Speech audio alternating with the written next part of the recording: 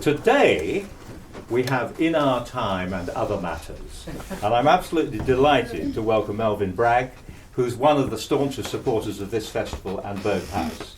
And Thomas Morris, a producer of In Our Time.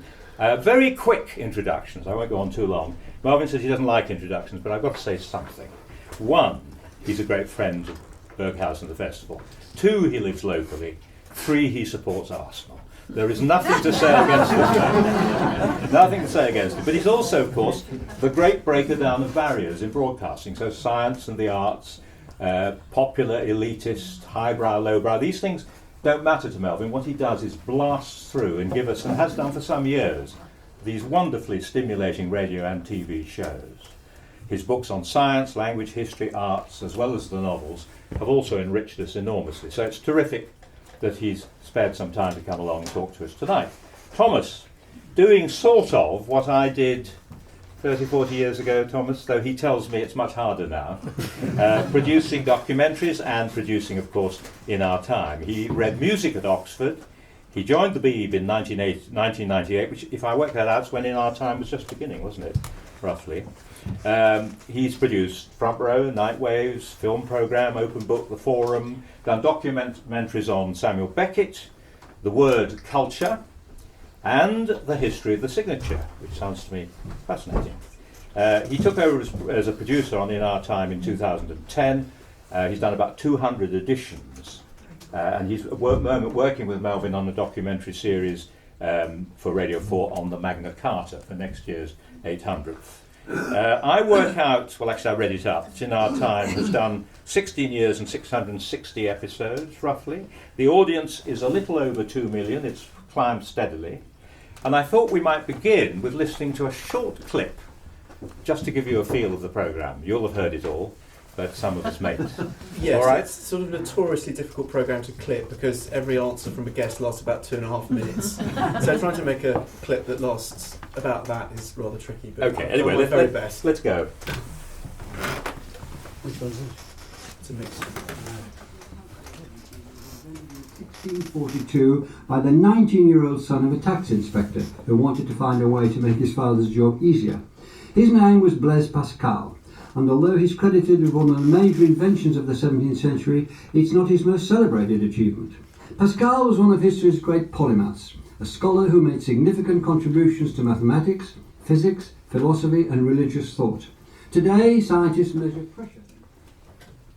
Two other things one might mention. He was a good friend of Cromwell, Thomas Cromwell, and he also, rather unusually, he made a barmaid in Cambridge pregnant and then married her. So that shows appetite and honour, doesn't it? Yes, well, let's deal with those two friendships. Yes, Thomas Cromwell, while he lived, the great minister of Henry VIII in the 1530s, was absolutely a team with Cranmer, and quietly they pushed forward the Reformation before Cromwell stepped too far for all sorts of reasons and was executed. Cranmer survived. As for the barmaid, I think you put it a little tendentiously, Melvyn. Well, I'm reading your notes, Scotland. I am defending, so one of the three of you is guilty. She was Colin Humphreys, almost at the same time, the English scientist Robert Hooke was working with early microscopes, and I mentioned the book Micrographia in my introduction. Can you tell us a bit more about what he did and how he did it? Right, so Robert Hooke is sometimes called the English father of microscopy, in the same way as Leeuwenhoek's the father of microscopy. And I think he was a genius. And this was Micrographia you've mentioned. It was the first major book the Royal Society published. It was the first scientific bestseller. So the first edition sold out in a few days.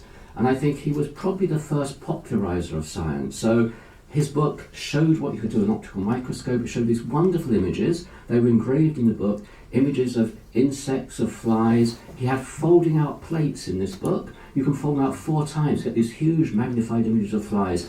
And people wanted optical microscopes. It popularised optical microscopes. And I brought along a picture which I think is, to me, the most significant picture.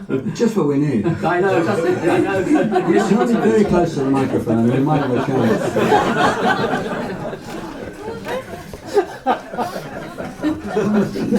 One of the things we want to learn is how frequently the black formation process gives rise to a solar system like ours. but we also need to basically be able to chart all the possible results of the planet formation process. A lot of people would be interested, as I am, and I presume you are, finding a planet that would sustain life. How are you getting on with that, Don? Habitability, that's another question. So I think one of the great things about exoplanets is that it's brought together and given fresh impetus to studies of stars and also studies of what makes a planet habitable. And there are lots and lots of factors which we're really beginning to understand. If you take our solar system, for instance, how important has it been to have a planet like Jupiter?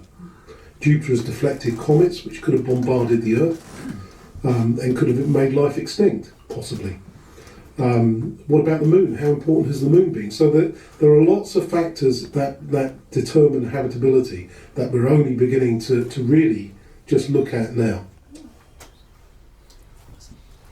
Any more? That's the No, lot. that's it. Yeah. Not enough women in it, otherwise very good. Because that's one thing you choose people for quality, don't you? Can we go to the origins, Melvyn? How did it start? Well, I'm going to defend Tom and Victoria who's here, the other producer. About women, our track record, we do pick on. No, I meant the programme does, In but that- those clips. Yeah, but those clips. Well, it's almost exactly 50-50, and higher percentage than any other programme on the radio that is a mixed programme, by quite a long way. And it's been like that for a long time. Sometimes, just occasionally for cheek, Tom does it deliberately. Like when we started this season on the number E. Yeah, he makes me do a lot of hard work, really. Number E, we decided to have 3 women mathematicians. There's plenty of mathematicians, but we had 3 women, and they were brilliant. How did the programme start? Well, I'll be very brief because there's lots of that Tom will want to say, and I want to hear. It started because I got fired. I got fired from Start the Week, which I'd been for 10 years, because the then Director General, who was no particular friend of mine, thought that I'd been put in the House of Lords to do something about the arts. And he thought that if I was in the House of Lords, I'd be politically tainted, and therefore I couldn't do Start the Week, which had never done a political subject in its 10 years I'd been there. This BBC logic went through, and I got fired. Curious enough, was the Daily Telegraph raised a big stink and said this is completely absurd. He never does political programmes, and Start the Week is now, instead of being full of showbiz, it's full of scientists. What's going on? So they gave me another programme, what they happily called the Death Slot, on Thursday morning, and nothing worked. And so I started to do that, and I couldn't really make it work. At half an hour, I just couldn't make it work. It was all right, but I wasn't angry, but I couldn't make it work. And Helen Bowden, who was head of something or other, had people here. Yeah, I'm going to give you this one because I think it's. Try that. I'll give you a bit more. People here. That's better. Yeah. Well, I got fired from Start the Week. I started in our time, and away we go. Couldn't make it work at half an hour. Met Helen Bowden. She said you're going to have 3/4 of an hour, and that gave us sort of 3 acts, and we could really make it work. It's very odd. We could and that's the first thing. The second thing, I thought, if I'm going to do a new programme, I'm going to take out all the things I liked, but I didn't want to do anymore. I didn't want to plug books. I didn't want people talking about different subjects. And so even when we got the most eminent authors on, we never talk about their books at all, or even mention them on the programme. They're denominated by their academic degree, academic entitlement. One subject, 3 speakers, and that was about it. Oh, and I wanted to be as eclectic as possible, but I didn't know what eclectic really meant until Tom turned up. So that's how it started, and he got going, and to everybody's surprise, I had a 6-month contract, and I thought we'll do, and it caught on. We started with about 500,000 people listening, and now there's about 2 million, and then there's a repeat in the evening, and we get responses. Tom keeps a record of these things for many countries. He can talk about all that much better than I can. Just before I let you go, Melvyn, wasn't it a high-risk thing? Here you were, live programme, brains trust stuff, early in the morning, quite early. Did people think you were crazy? I don't think they thought much about it, actually. They'd been quite a fuss when Start the Week stopped. They wanted to keep me quiet for a few months. They kicked me into the long grass, which was the death slot, and I think they vaguely hoped I'd go away after 6 months. I wasn't making a big fuss. I didn't ever say anything publicly about Start the Week. I said I'd had a very good 10 years, and I'm very privileged to work in the programme. And that was that. I was getting on with the next thing. It wasn't the first time I'd been fired. Or asked to move on. So there you go. I didn't think of it as a risk because we had changed Start the Week. A woman called Marina Salandi Brown, the producer on Start the Week, and myself had changed Start the Week so radically. When I started on Start the Week, 1% or just over 1% of contributors were scientists. When I left, there were 37%. They were the biggest block that came on. There was about 4% historians. When I left, there was over 25% historians. And so we were in that territory anyway, and that audience had begun to grow, and so I felt fairly confident about that. The live thing is hairy sometimes, yes, but I'd rather have it live because it's got edge, and I can get it over with. It's done, it's finished. I can't do any editing. I mean, in my books, I'm always doing it again and again and again and again. In films, you're doing it again and again. It's live, it's finished, it's done. And these people are so good because you had other rules. Tomilton, they have to be teaching academics. So even if the person's written the greatest book on Darwin, they're not invited. It's the academics. So you know they can communicate. Yeah, they can sit down and talk to people like me who don't know very much, as if they're in a seminar. And they do. People who've never been on Radio Wigton or anything will sit down, and within 2 minutes they're right in the middle of the conversation. So that was what happened. Good. Tom, let's pick it up. How do you get your speakers? How do you get your subjects? How does it work? Well, first of all, am I audible? Yes. That's good. Well, Pretend you're talking German. no, I've got one. He's all right. That's just for you. Well, the process starts usually with Melvyn and I going out for coffee, and we have a thing called the master list of subjects, which has been maintained, sort of passed on like a holy grail from producer to producer. I don't know, its origins probably about 50 years ago, which is a long list of last time I looked, about 600 ideas. And this list is constantly being topped up with things that we've stumbled across on Wikipedia, things we've mentioned to each other over coffee, ideas that listeners have sent in. We quite often solicit ideas from academics as well. We've got a small band of trusted regulars that we go back to again and again. And so this list is sort of maintained month by month, and then every so often Melvyn and I go out for coffee and I give him a very small selection from that list, generally about 30 ideas.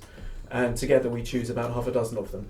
Can you give me, Melvyn, I'm going to bring you in again quickly. Why would you reject something? You give us an example. What would turn you off? Well, you've no idea how well organised this man is, plus Victoria over there, who must be included in all this. He breaks it up. I mean, science, philosophy, it isn't just science. Physics, philosophy, biology, mathematics, history, China, India, South America, literature. So these blocks, and I've often lobbed in a few ideas. Victoria's put in ideas, and as Tom says, we go to our previous contributors, they put in ideas. And what we do is we do a mix, don't we? I mean, I think he said it all, but he can say more. Yeah, go on. Well, it's generally sort of divided into 6 different areas, and there are some occasions we go out for coffee I quite enjoy when Melvyn takes a look at the list and says, why don't we do something on Brunel, which has never appeared anywhere near the list, or how about Chinese philosophy? And chooses 6 ideas that actually came from nowhere at all, really, but we always come to 6 ideas within about 30 seconds of starting the conversation, so it doesn't take long.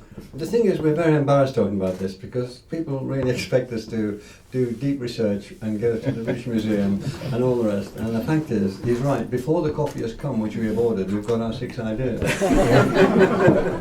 I think you'll find the history of culture is littered with these moments where something on the back of an envelope. Brunel probably did his first doodles, didn't he, on a bit of blotting paper? Unfortunately, in the case of one or two of us. So having done that, then you've got to look for your experts, and that's up to you, Tom, is it really? We have what I call a sort of little rep company of regulars, and quite often we go to one of those. I mean, these are, well, I say that rather frivolously, but a lot of these people are very seriously eminent. I mean, if you want to look for a classicist, and the answer to that is Paul Cartledge at Cambridge, you're really going to the very Emeritus Professor of Classics. Emeritus Professor of Classics, proper A-lister.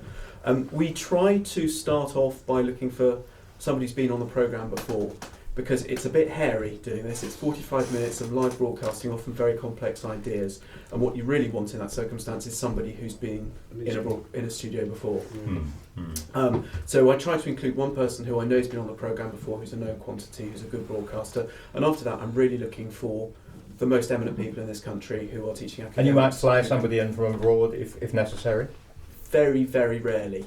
Only if it's going to cost less than a train journey. Okay, not difficult. Right. Standard ticket train journey. And does Melvyn meet them before the show? How does that work? Well, he used to, I think. He used to go and have a chat with them in the green room for 15 minutes beforehand. But the terrible danger of that is that presenters and guests meeting before a programme, the only thing the guests ever want to talk about is the subject of the programme.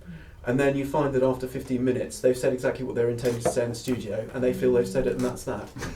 It's gone flat. So it's. I was talking to one of the guests about this a couple of weeks ago, and he said how much he appreciated the fact that the first sight he had of Melvyn was about 30 seconds before he went on air, and it just added a bit of buzz to it. That's what you prefer as well, isn't it? Yeah, I do, for exactly the reason you gave. I did meet them beforehand, had tea and biscuits and all that stuff. And Tom said it. I think it's because, like everybody in this room, if we've said something half an hour ago, we think we've said it, and if somebody asks the same question half an hour later, you clock it off, and you think, well, I've answered that. Or you might even say, as I was saying. If you say, if you say, as I was saying, that excludes the audience immediately, because they weren't there when you said it.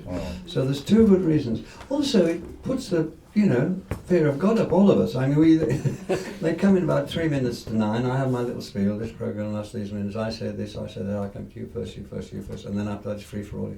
And then news is just about finished, and we're on air. I think it's so. It's very exciting. I've jinxed it. Don't Completely listen on Thursday morning. I know it's Aesop, so I'm going to be there. Tom, how does it work between you and Melvyn during the show? Because you've got to watch. Melvyn doesn't want to be bothered with time, so you've got to nudge him, haven't you? Well, Thomas, I think I've got to say a little more about what happens between finding the guests and getting to the studio, because that's very important. Okay. When we look for guests, we generally end up approaching more people than we can use, because sometimes you find that there are different areas of a topic that you might want to cover, and you might want to have 3 guests who cover those 3 different areas. Or you might sometimes have 2 guests who approach the subject from a different angle and actually want that they might disagree on an important point. You might want to represent both those views. But when the guests agree to take part, they also volunteer us an hour of their time, which is, I think from some of these people, very generous of them. They're quite high-powered academics, a lot of them. And Victoria or I or a researcher sometimes will phone the guest and talk to them. Essentially, it's an interview from scratch, asking them about the very basics of this subject. And that conversation is turned into a fairly detailed briefing note, which is Melvyn's background reading for the programme. But the other important purpose that serves is it gives us a good detailed picture of what they know about, what their views are on the subject and so on. And then I put together, it would be overstating the case to call it a script. It's nothing like that. It's really a sort of list of a few areas we could talk about in the sort of order that I think might work. Melvyn and I talk that through on the morning of the programme. And I sort of compare Melvyn's job to that of a barrister, really. I mean, he gets a brief, he spends a week absorbing it. We send him this information a good 6-7 days before the programme. And then he's on his own, really. And I have very little interaction with him during the programme. He's doing this sort of terrifying ride on his own. But you might be saying to him, you've only got 5 minutes. Yes, I give him some idea of the timings, but that's about it. Do you try and draw him along if something crucial is not going to be fitted in? Do you say, that's enough of that kind of thing? Diplomatically, it's probably better if Melvyn answers that question. Well, I don't like headphones, so I don't wear them. Mm-hmm. So my connection with Tom is on a little television on the left. And he's these structures are very well worked out by Tom, and as I keep pointing at Victoria and so on, they're really good. And then I fiddle about with them, and then we talk again. But we can go this way and that way, but basically driving that through. And Tom, we've worked through it, so that's the best shot that we're going to have, having done it thoroughly. The idea of it being better because we've had an idea at 9:20 is most unlikely. But what Tom does is 2 things which are crucial. I'm very much aware of how much the time's going. I've got a clock, and on the pages I've got 11 minutes dash, 15 minutes dash. And if he's really worried about something, he flashes it up on the television, and it's usually moved to question 13 or give this question to doctor, whatever it is. But that's about the content. One of the luxuries we have in a 45-minute programme is it is quite a lot of time, and it's not absolutely crucial we hit every question on the sheet. I mean, the bottom line is we're just making a 45-minute programme, we've got to make it as interesting as possible. I remember one of the very first programmes I produced was on the Antarctic, the history of the Antarctic. And there was a moment when I got greatly frustrated because Melvyn spent 5 minutes. He suddenly got fascinated by krill, these tiny crustaceans, and an unexpected 6 minutes went on krill. And I was tearing my hair out in the cubicle, thinking we've got to get on to whatever it was, the next bit of the. But actually, when I listened back to it, it was the most interesting 5 minutes. And your fascination was quite touching to hear. I think Will Self said you were a bit like a man throwing a stick to a dog, and if it didn't come back with the stick, you sent it off again. I mean, is that a fair description of what you're doing there? Because you're chipping these guys along, aren't you? You can't be too polite. Well, I hope I'm polite, actually. I'm trying to be polite. Firm. And we we've a couple of sentences worked out to make sure they don't interrupt each other. They give us to understand that they want to come in on somebody else's point, but so the rest of us can hear. And I asked them to do the school thing, and they all agree with it, and I do the same. If I want to come in, I let them know, and so they finish the paragraph, and you can come in, and then it stops all that talking over. I don't chivvy them on this thing. If I don't understand anything, it's my job to understand it. It's very simple. Or if I know from the briefings, which are very good, these briefings, they're more substantial than Tom's gave you to understand, then I'll say, but isn't that the case as well? And then they'll say, oh yes, and then they'll develop it a bit more. So my job is to clarify and keep it moving, but basically it's to clarify. I think that's what I would say my most important job is. You're speaking on behalf of us, aren't you, the listeners, in a way? I'm hanging on for grim life for myself. All right, okay. I always think you speak for me.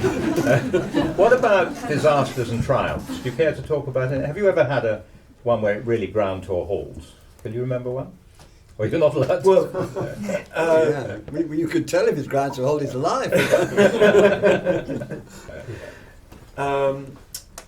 Well, there is the programme that everybody always wants to talk to us about is, Melvin's grimacing already, is the programme about the Industrial Revolution, which we did a few years ago, which became rather heated. But I wouldn't actually call that a disaster, because although it sort of felt as if it went off the rails at the time, I've never had a programme that people have actually wanted to talk to us about. Well, it didn't go off the rails, actually. What happened is this extremely distinguished academic was a born-again Marxist of extraordinary vehemence and unbending mind, in my humble opinion. And she wanted to describe the Industrial Revolution in terms of it actually happening without anybody, especially English persons, in being present. It was all to do with us having coal and the sea and what was happening in Europe at the time. And I kept saying, but didn't these men invent the steam engine? Then it was to do with the coal and the sea. And it got on my nerves. And then especially when she talked about France, and she said, oh, this chap in France did such and such. I said, you mentioned him in France. I wasn't anything like that. It was a complete clash between two views of history.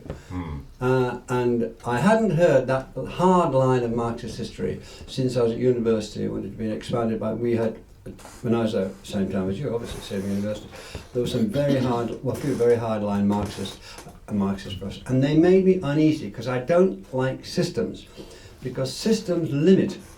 And when we're too various, too multiple, too different, for any system, no system that's ever been invented takes into account all that we are. And she was very rigid in this system, so that was where the argument occurred. I thought it was a perfectly legitimate argument. She said something wonderful afterwards. She said, I used to like you before this programme. For a heavy professor of Marxist history, I thought it was a bit, I used to like you before this programme. And she's not come back, presumably? No.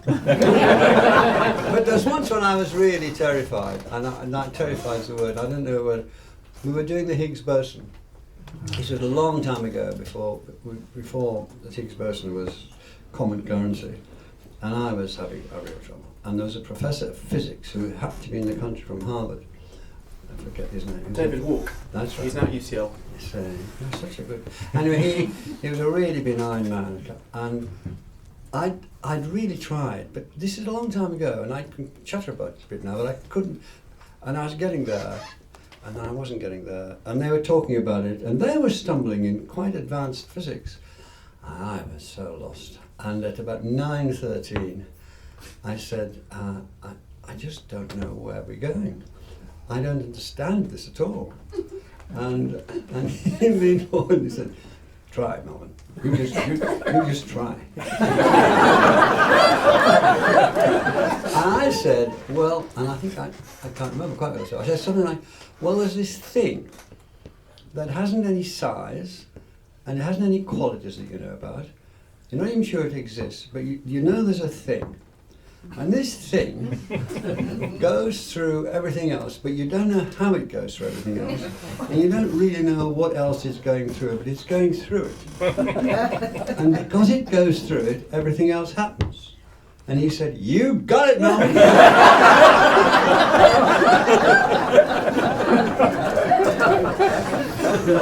I consider I'd passed my O level. Sounds like theology, actually. Physics and theology, that's not, they're very close. When you've have a strong opinion about a subject, let's take a literary one, for example, like Rudyard Kipling, who was recently on, do you find yourself wanting to be editorial about views? Well, I'm asking Melvyn first, and then come to Tom. Not really. I'm interested in multiple views, and I wouldn't chivvy anybody about Kipling. I mean, I have complicated views about Kipling myself. So I don't think so. I mean, my point is to have a view about the programme and to be well informed about the subject. If I can do that and keep the programme going, then that's enough. I don't want to be, to say, Jane Eyre is better than such and such. That's not. I don't see that as my job. Good. Tom, going back to the running of the programme, on the day itself, they arrive, they don't meet Melvyn, and then you start. Do you get, at the end of it, do you get telephone lines, do you get emails, do you get tweets, do you get stuff coming in all the way through? How does it work? Yes, well, there's nothing terribly dramatic. I mean, we tend to get about a dozen emails while the thing's going on. We don't respond to those immediately or read anything on air. The thing we've just started doing recently is, it's always been the case that the second the microphone is switched off, one of the guests says, how could we not mention Kipling's relationship with his son, or how could we omit to mention the atmospheric railway of Brunel? And Melvyn always tear his hair out at this point because it was something he wished we'd got in. And we started recording those chats straight after the programme finishes. And we now add it to the podcast version of the programme, so you get 3 minutes where the guests have a chance to say, if only there were time for this, this is what we would have said. And what about the... We get a lot of this Twitter stuff. I'm not a Twitterer or a Facebooker or anything like that, but we get a lot of Twitter stuff. And that goes on in the programme and after the programme. And a lot of responses. Being too modest, we now get responses from 48 different countries after these programmes. It's over 50 now, yes. You always know. I keep a log of these. We get these emails from just extraordinary parts of the world. Somebody says I live in Papua New Guinea and my only lifeline to the west is in our time. Wow. Or from students in Brazil saying I've been learning English by listening to your programmes about particle physics. Absolutely true. I used to have a newsletter and I was going to put these things. I said, well, we get people write in from different places, don't they? And Tom said, yes, they do. I said, can you give us a list? Then I can just save me the bother of writing a newsletter next time. I just put it. But the list was so long and so complimentary, I dared put it in, so I never did that one. I think my favourite letter ever was, we had one from a hermit in somewhere very remote in northwestern Scotland, one of the islands. And he said, I enjoyed your programme about the neutrinos, subatomic particle, very much indeed. When that clever lady explained Cherenkov radiation, I was jumping up and down with glee. Here's a photograph of me and my dog. You can't write back because I don't have an address.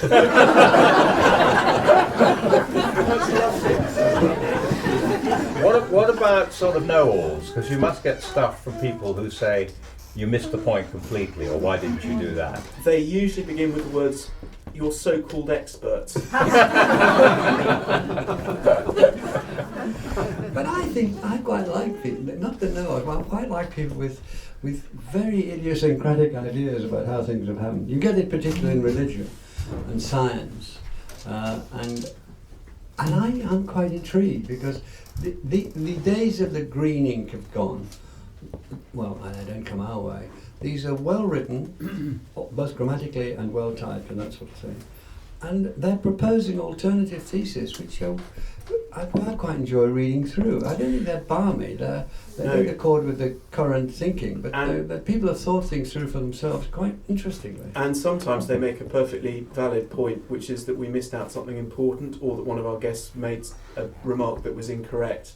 And I quite like writing back and saying, "You're completely right, thank you for pointing it out." And they are absolutely delighted when they get a letter from the producer saying, "We made a mistake." Yeah. Right, and they might respond again and so on. Usually absolutely delighted, yes, really very pleased. Have you any idea, Tom, of the makeup of your audience? I mean, I would guess that it tends to be, well, we're mixed ages in this room, but on the whole over 50. Is that fair enough?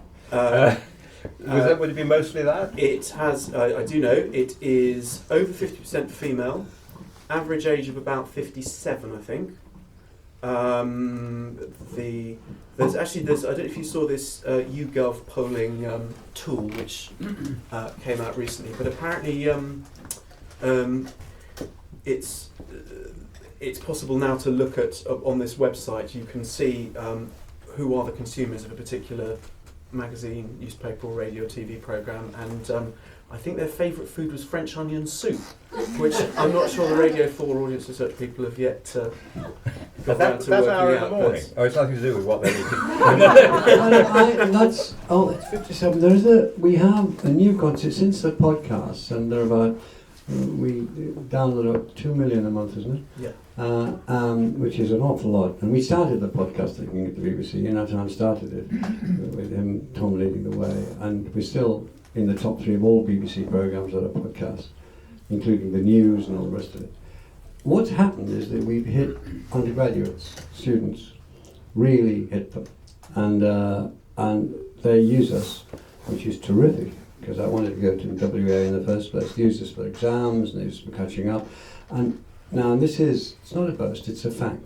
The number of young people, when I go to universities, I'm Chancellor of the university, I go to other universities, who come and say, "Thank you for your time, I got through my exams, thank you very much." And it's got to that constituency, which isn't huge, but it's there and it's growing, and it's a delight that they're listening, that we're telling them things. And you can see what a unique resource it is for them, because where else in the whole sort of inside the circumference of their study do they get 3 world experts talking about the same subject at the top of their form? Because that's the great thing about these British academics. They don't give you what's on a dusty old manuscript for 10 years ago. They're really at the edge, because they're slightly competing with each other. You're getting that, and then the website follow-up, and then you don't get it anywhere else. You don't even get it at university, one person talking to you and so on. And it's become a great resource. And of course, you see, when you look at our website now, because we've done something, when you look at China or mathematics, you're picking out 60 or 70 programs. So if they're doing, that's their subject, they can, when they're on their bikes, they can listen to it or wherever it is. Do you want to say more about that? I'm not sure I've got very much to add on that. Well, I'll give point, you one actually, specific example, and then I'll shut up. I got a doctorate at UCL at the end of August, and somebody came up and said, "Thank you very much for your time." Somebody about 21, 22, and then somebody else said, and I thought I'll keep count. And it was 44 people who came up and said that. Well, that's not bad. And I thought, crikey, that's all right. What interests me, because I've always had a bit of I'm a bit boring about the power of radio, I'm afraid, because I've only worked in radio. And what do you both feel about radio as a platform for ideas, say, as compared to television? I mean, you've done the lot, Melvyn. Is there something very special about radio and the closeness, just voices, putting ideas straight into your ears? Any thoughts about that? Well, I've just made the point that predictions of the death of radio have been going on for about 70 years, certainly long before I was born. But what's interesting is that in the last 10 years of the birth of the podcast, which is about 2000, well, In Our Time started as a podcast. It was the first UK broadcast podcast exactly 10 years ago, 2004. And since then, podcasting has just become a big business. And I think it's been the latest renaissance for the idea of broadcasting ideas. So many, if you look at the top rated ones, although there are comedy podcasts and drama and so on, many of the top 20, the top 30 are ideas. They're history, ancient history, they're science, philosophy. Podcasts do incredibly well, not just ours, and many other good ones.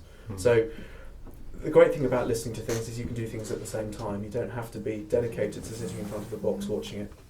Do you feel, Melvyn, because working a lot and doing television documentaries, for example, we are putting out quite complicated ideas and you're appearing on camera and so on, do you go along with me that sometimes those pictures actually don't add very much? Well, it depends what you... In some documentaries they don't add very much because it's about documentary. And the thing about television is that you can get away with murder if you show a lot of nice pictures and don't say very much. But we don't do that. I think television is a good medium for conversation. I don't think it's as good as radio, basically for the reason that Tom said. Is it odd enough, I think you can concentrate more when you don't feel that you're as riveted to having to look at the screen all the time. But I remember from my childhood, we didn't have a telly in my childhood, but when we got it when I was about 17, I was watching the Brains Trust, and I was intrigued by these people talking, and they gave me a lot of information. I think it's possible, but basically television has retreated from it. That's the top and bottom of it. It's retreated from that area, and they've lost their nerve, they've lost their taste, and they've lost practice. If you ask the television producer to do a talk program now, the odds are it'd take them about a year or two to get the hang of it. I mean, these things aren't all that easy to do. You've got to peg away, you've got to fail for quite a while, you've got to discover how the internal structure works, and there's proper internal structure in Our Time. Basically, In Our Time is precisely, to the minute, the same program every week. What's different is the subject. But the structure inside it is the same. That takes a lot of working out with people, and nobody's going to do that in television at the moment that I can see. But television can be. I remember, as I'm sitting here talking now, I remember A.J. Eyre and Julian Huxley. But you're talking in a way about people who actually adhere to an old-fashioned idea of broadcasting. I saw a clip of Bronowski the other night in that rather interesting programme that Brian Cox presented, looking at science presentation over the years. Anybody else see it? Bronowski, completely riveting. But whether he was acting or whether he wasn't, he seemed to be thinking aloud. He did things that I don't see anymore. Pauses, changes of idea. Do you think that's a problem, that the sort of technique has overpowered the content in television? Well, no, I think no, I don't. I don't believe in these sort of distinctions, frankly, Piers, with the greatest respect. I think that television can do anything if it sets its mind to it. Full stop. I really think they can. If they had people who wanted to do and produce good talks programs, they could do it. Because they can. It's this old Olivier thing. When he was making Heathcliff and Willie Wyler told him to tone it down. If I got him... Well, he was doing Heathcliff and Vivian Leigh was doing... This is in the film, in the film. And Olivier was shouting Heathcliff. And Wyler said, "Larry, turn it down. You're not in the old Vic now. Turn it down. Turn it." And Olivier lost his temper and came to the front. He told me the story. It's his public. He told me the story. It's on television. And he said, and I said, and then Olivier covered his face with his hands. He said, I said, "The problem is, this anemic medium cannot tolerate great acting." And he said, the whole studio, these guys who, this was their life, they just collapsed. He didn't get on with the Wyler. Wyler took him to dinner and he said, Larry, we can do anything. And Olivier said, this was just before the war, he said, "No, you can't, you'll never be able to do Shakespeare on the screen." But he learned, didn't Henry he? V. Olivier learned, actually, to take it down, didn't he? You can do it. I think television can do anything we do. They don't, I'm pleased to say. I think we have certain advantages, but the big advantage is what Tom said. You can listen to us while you're shaving or eating breakfast or all that stuff. Can we talk a bit about, I'm going to let the audience in, but a couple of things. Dumbing down, Melvyn. I know you're very against this phrase, or at least I've heard you be eloquent about the sort of people don't think anymore, the programmes that they listen to or watch, dumbing down. Everybody's dumbing down. What do you think? You both want to speak about that? Yeah. It feels a bit of a passé term to me, to be honest. I mean, it's a term I remember from 15 years ago, and actually every time it's bandied about, the people actually making programmes seem to go in exactly the opposite direction. I mean, I remember people talking about Radio 3 dumbing down, and then they turned out to be broadcasting 2-hour Moliere plays and commissioning entire seasons of new music by Burgh. So I just don't see it as a very useful. Perhaps I mean that the programme makers sometimes patronise the audience, underestimate what they can take, and in a way in our time seems to me triumphantly to have said to hell with what people can take, we're going to give them the best. And what has happened is we've all been shaken awake every Thursday morning. I think that's applicable if you've still only got 4 television channels to choose from, but actually we have about 104 these days, and you can choose BBC 4 doing something extremely sophisticated about a writer you've probably never heard of, and on radio you've got 7 domestic channels to choose from, and there are very sophisticated things going on Radio 3 and maybe not elsewhere. I think it's a sort of, that was a golden age myth, to tell you the truth. I think you have to, precisely from what Tom said, you have to search harder now because they're not all on BBC 2 as they used to be. So you turn on BBC 2 in the evening, more or less stayed with it. I don't think you can do that now. But I look around, I see some tremendous documentaries. Not personally, my wife worked with her documentaries are just excellent. I mean, they don't get any better than that. And on it goes. Drama, there's some very, very fine. There's fine drama. I think the Today programme is in good shape. Panorama's in quite good shape. I wish we were in action over there, and there were more political programmes. We're in good shape. So the other 9 o'clock programmes, Start the Week, I think is in good shape. I think Jim does Jim Al-Khalili's show. I think these are good programmes. I think it's too easy to say dumbing down, and it's a part of oh dear me, aren't we getting worse? It's a part of a sort of I don't know, whinging, melancholy, weak-kneed, giving in, surrendering feeling that a lot of people in this country have, and they just aren't on the case. It isn't happening like that. When you go to universities now, these kids are very, very bright, and they're working hard, and they're getting from their own radio systems as well as everything else. They're getting good stuff from it. If we just move to the South Bank show for a moment, I mean, if I may, can we? No. Yeah, just quickly, because it connects. No, Tom can't join in. No, John can join it. Tom can join it. What I want to say is that you always in that show have, or it seems to me, have got rid of highbrow, lowbrow categories. In other words, what comes is the best, and it might be pop music, and it might be Shakespeare, and it might be particle physics. You know, it's all in there. Is that a view that obviously you've pushed it all the time. Has that come into what you do? Probably not in our time, because that's always at the higher level, isn't it? Do you believe in higher and lower levels? That's what I'm really saying. It depends where you are. I mean, if you're having intellectual conversations, which we do in our time, then you do it on topics which lend themselves to intellectual conversations. I think you can have intelligent conversations about pop music, but you can't sustain it for the amount of time we've sustained in our time.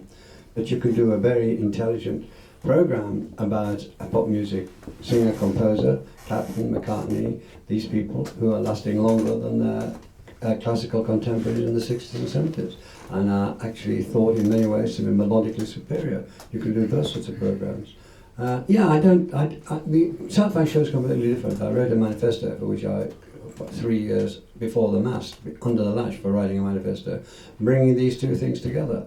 I could see the differences, of course we can, but not in essential quality.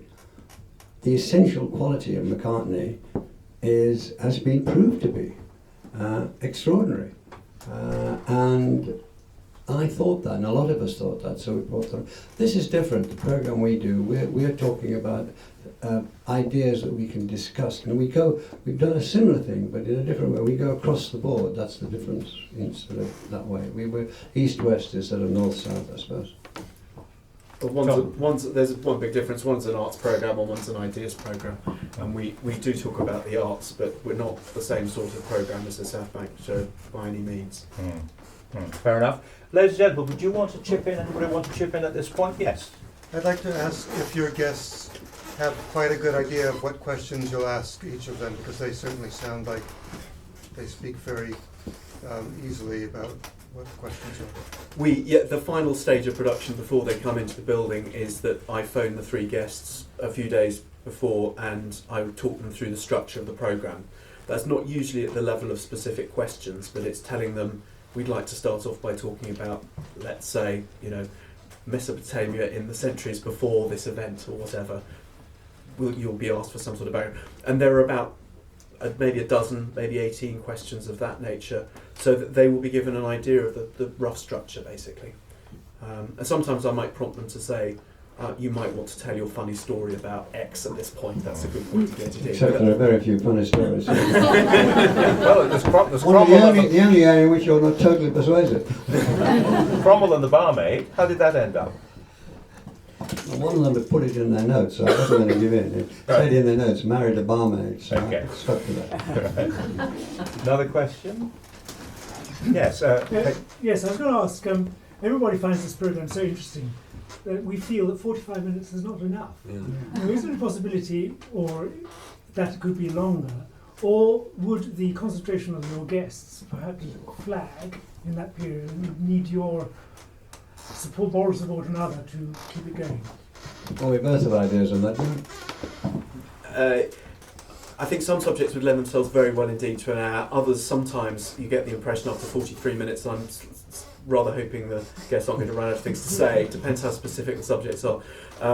The practical bar to having an hour-long programme is that there are a lot of fans of Book of the Week at 9:45 who might be rather upset if they were to lose that slot. I couldn't agree more with you. I think they could easily manage an hour. And actually, now that we've started this tail-end Charlie bit of the programme, which is a passing suggestion from somebody in the Lords, and what do they talk about after the programme? I'd like to listen to that, and I told Tom, and the next week it was part of the podcast. I think I could easily manage an hour, and I think it would be none the worse. It might even be better for it. It would also, help the BBC. It's received abroad in many countries, but we help it to sell it abroad, because it's part of English passport to Pimlico crankiness that we all sort of know, and we're supposed to love. But that's past now. The fact is, nobody else in the world broadcasts 45-minute programmes. It's half an hour or an hour. So when we when we record it in Australia, so they knock it down to half an hour. That means they cut into it, which can't be. So I'd like it to be an hour. But Tom says the BBC 4 particularly has got all this ins and outs, the Book of the Week and so on. So if we try to get to an hour, then you could have an opt-out, like they used to have for cricket. The furore of people who like Book of the Week, I think, would remove at least 7 executives. Now that is something. That's a good idea. But not our executives. In the radio, but we like our executives. You could dangle for a swap with the archive hour. At another time of the day. Yeah, we could. I suppose. I don't know. Could we go for now? We could. The only thing is that we have one of the biggest audience in the week at 9 a.m. on a Thursday. The 9 a.m. The biggest radio audience for any network, but particularly Radio 4, is between about 8 and 10 in the morning. It peaks at about 3 million at 8, and it's down to 2 by 9 o'clock. But there's nothing comparable in the evening or in the day to that sort of audience. So the evening would not. So no, it works very much to our advantage that we have that morning slot. Thank you. There was another question. Yes, lady there, and then at the back. Do you allow your guests notes, or does it all have to come from the head? Well, I'm a bit of a cleft stick there, but even more cleft stick. I take cleft stick. It's I have notes, so when I say rather quickly, and it's better if you don't have notes because then I'm looking at my notes all the time. But we discourage. Tom will tell you more. He tells you why, and I'll tell you my problem with notes. There are two disadvantages to notes. One is that guests have a tendency to look down at the table rather than at each other if they're using notes.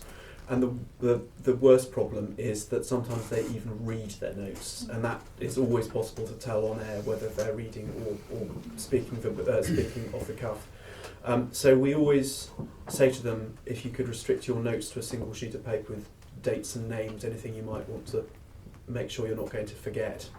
And sometimes they get terribly worked up about this and come in with one tiny little flashcard written terribly small. And on other occasions they could turn up with sheaves of notes. But generally it works pretty well if they've just got one sheet of paper. I think notes are entirely to do with nervousness, and when people are on for the first time, and Tom takes a lot of risk. We have people who have not been on radio before, and they know because all their colleagues are telling them that they were listening and that sort of stuff. It's quite frightening. And so they bring notes. They need a blanket. Why not? But the fact is that two facts. One is that it interferes with the broadcast. They're reading, and we can't see them. So the rest of us, the other three, if somebody's down there, you can't see them saying, "Oh yes, I agree with you," or "No, I want to come in," and it's a different tone. And it also always slows it down, because if you've written something out carefully in 3 paragraphs, so it slows. And the other thing is that when they get used to it, they don't come in with notes next time. It's nervousness, Yeah, they tend to be terribly modest and self-effacing about it. They think they're quite incapable of talking without notes, but of course they know this subject backwards. They teach it to students day in, day out. And you want spontaneity, don't you? You want people to suddenly spark off from another one. Fine. And another question, somebody at the back, yeah. Are there similar programs produced in the US, and how many listeners do you have in the US?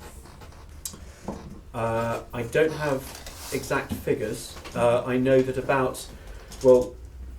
Melvyn mentioned a 2 million figure. That's the number of downloads per month come from our website. About half of those are overseas, and I would say, I don't know the exact figures, but the majority of those are probably from North America. And I don't know of any equivalent or similar program elsewhere. The equivalent programs in America are university campus programs, and there's some very good ones. But first of all, they just broadcast at campus, and secondly, they're very long. They're 3 hours and that sort of thing. I've been on some of those. And therefore they are directed at a very few people. And there's absolutely nothing wrong with that. That's what they do, and they do it very well. We are directed. We direct ourselves at as many people as want to listen to these intelligent people talking about something that we hope will interest them. It's an entirely different intention. Right, another question. Hold on. Somebody will wait. We'll get to you in a moment. Yes. Where? Sorry, I beg your pardon, yeah. I was just going to ask, you haven't mentioned researchers. Do you use researchers in preparing programmes, or is it just the two of you? Victoria there, the quiet one. There are 2 full-time staff on the programme, Victoria and me. And there's also Ingrid, who has worked on pretty much every edition of In Our Time since it started, but she also works on Start the Week. So that's the basic team. Thank you. Melvyn, thank you very much indeed, and Thomas.